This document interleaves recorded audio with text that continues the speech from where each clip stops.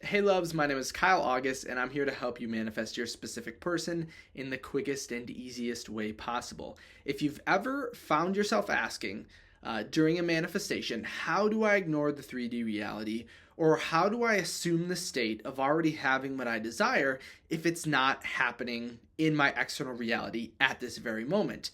Because we all know manifestation is all about assuming the state. We absolutely want to feel as if what we desire is already here with us right now, not in the future. And we're going to see exactly what we want reflected onto our external reality. But again, many times you may ask yourself, well, how do I ignore the 3D reality? Why can't it just be easier, right? And there's a specific example I always like to go over in all my coaching sessions if anyone ever asks this, and I'm going to go over it here today because I think it is going to be a huge help to your current manifestations, and you are going to see a lot more movement just by understanding this.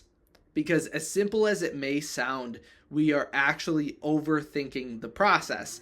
And this is usually going to happen when we are trying to manifest something we really, really care about, and we're putting up on a pedestal, or maybe even we're thinking is one of our highest values, like manifesting love into your reality. If love is your number one value of things you desire in this reality, you're going to put a lot of pressure on yourself, a lot of unnecessary pressure, but still, we're going to put this pressure on ourselves nonetheless.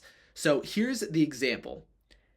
Imagine you were desiring to run a marathon, and you guys are instantly like, okay, I've heard of this metaphor before, but just bear with me.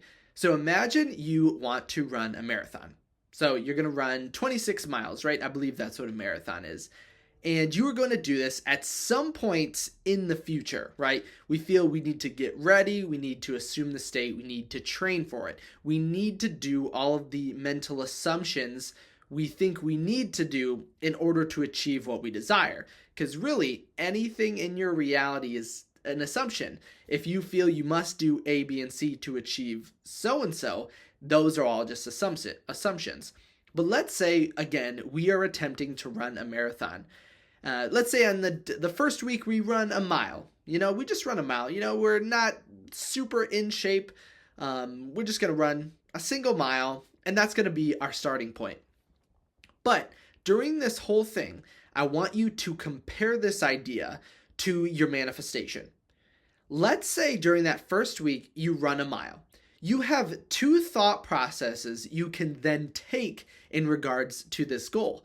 Your first could be, this is awesome. Everything's going perfectly. I'm on my path. Everything is happening in a perfect sequence, right? That's usually, if you're motivated, that's what you're going to feel. And the same thing can happen when you're manifesting a specific person. Let's say you start manifesting and you feel better and you start to see birds before land. Like maybe you see your specific person's car driving around. That's going to be the same thing. But then think about when we are manifesting for a specific person, we begin to then ask ourselves, well, how am I supposed to ignore my 3D reality, right? I am seeing my specific person's car everywhere, but I still sleep alone in my bed, and I'm not getting these text messages, and they're not hanging out with me, right? All of the things that we feel we don't have. But think about that same idea in regards to you attempting to run that marathon. Think about it. You could say the same exact thing to your training of running that marathon.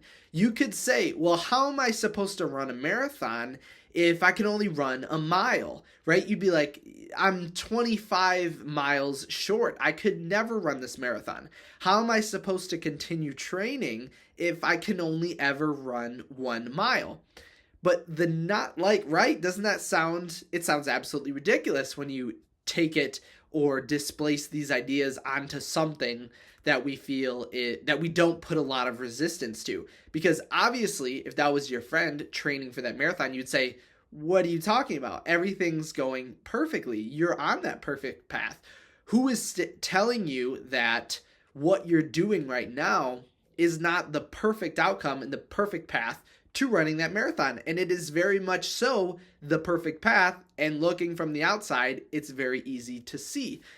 But when we begin to manifest for a specific person, and I would even say for any sort of manifestation, we begin to think, how am I supposed to assume the state when my entire reality is looking or working against me? But that's an assumption. That's a thought that we're making. That's not necessarily true. Because again, with the marathon runner, they could say the same exact thing. They could mention that their whole reality is basically working against them. They're not even close to those 26 miles. We've only run 1 mile. Who is saying you could do anything more? But if you're seeing those birds before land, that's the same thought process. You're like, well, of course I'm seeing these. I'm maybe seeing more of my specific person's car. Some of their family members are showing up in my reality, but they're not texting me. They're not calling me. They're not hanging out with me. But anyone from the outside, especially whenever I encounter a coaching session in this way, it's very obvious and very automatic to see that they are on the perfect path. You are on the perfect path, going perfectly to your specific person. Assuming the state doesn't always happen as instantaneously as it obviously can, because truly and honestly, we have all of our manifestations alive within us. But sometimes with certain beliefs or certain thoughts, or even assumptions of how we would like our story to play out, needs to happen in a perfect sequence. It's almost like that divine guidance. And the easiest and quickest thing I would always like to tell anyone who's trying to rush to the end to manifest overnight, because obviously you 100% can, but sometimes we enjoy that middle journey. We enjoy having that time with our specific person. We enjoy kind of building and having fun in the middle. Again, because if I were to snap my fingers and make you 80 years old with your specific person, married with kids, having the perfect life with all those memories of the past in your mind, would you do it?